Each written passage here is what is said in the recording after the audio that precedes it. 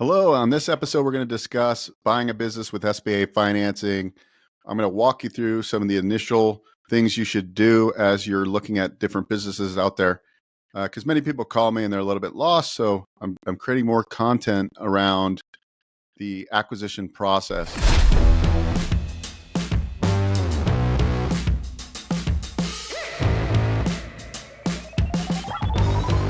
So generally, on your end, do you have the down payment or the equity injection? Do you have good credit? Do you have outside income that supports outside debts?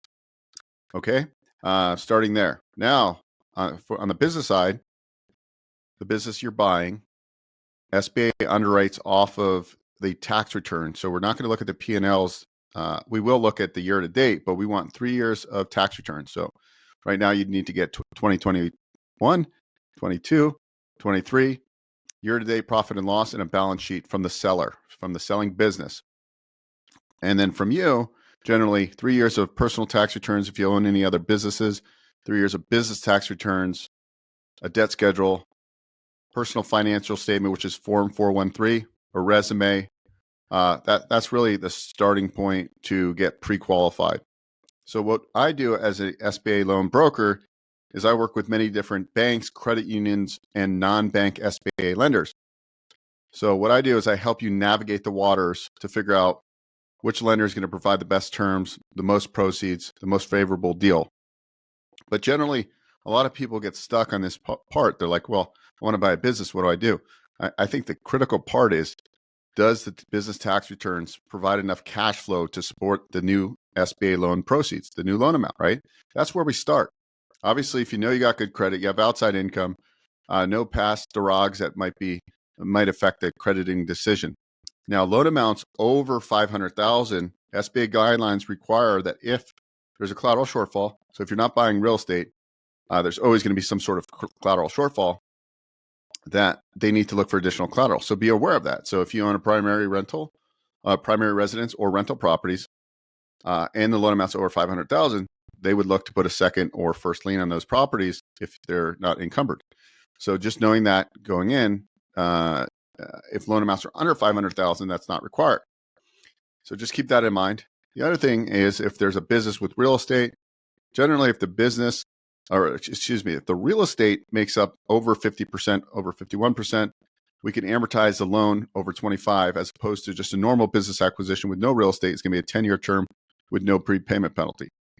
When the loan is amortized over 15 years, there is a 3-year declining prepay penalty, which would be 5% the first year, 3% next year, and then 1%, and then no prepay.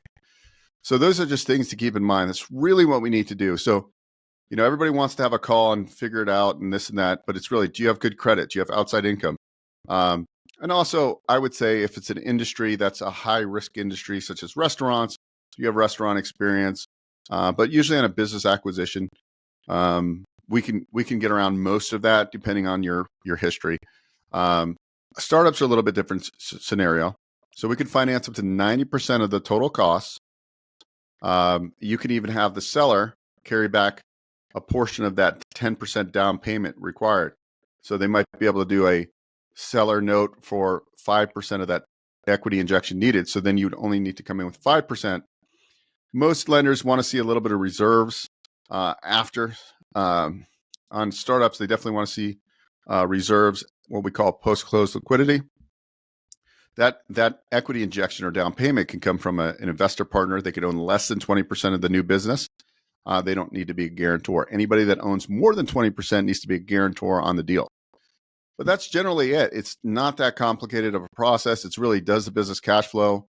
Are there any add backs that we add back into the business? And then certain variables. If you have any other questions, you can go to bookwithbo.com. I'm happy to meet with you and get a game plan to get your deal to the right lender and eventually get it closed. Anyways, bookwithbo.com. Thanks so much.